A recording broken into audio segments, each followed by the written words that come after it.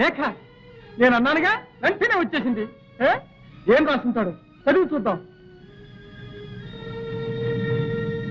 కండబలం ఉండి కూడా గుండె బలం లేనట్టి బుద్ధి లేని దళపతి, తనను మించిన వారు ఎవరూ లేరని మిడిసిపడే అహంకారి, చేవలేని పిరికివాడ, ఉత్తములకు పగవాడ.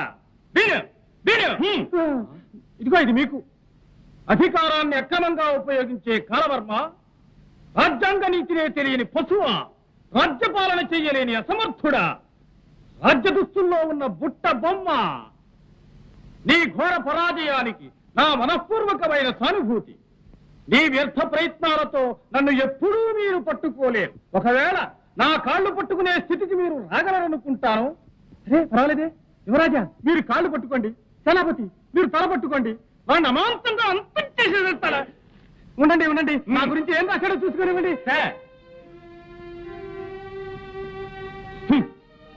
నీ వీరత్వానికి ఒక సవాలు చేస్తున్నాను.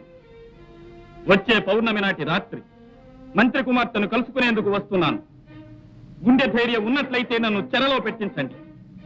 ప్రతాప్ ఎంత పొగరు!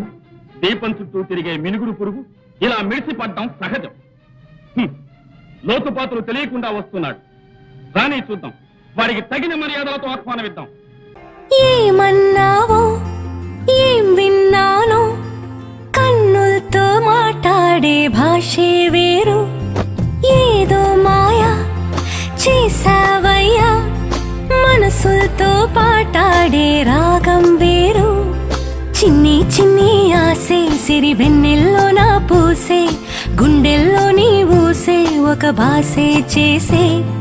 గుచ్చే చూపుల్లో నా రవిచ్చే నవ్వుల్లో నా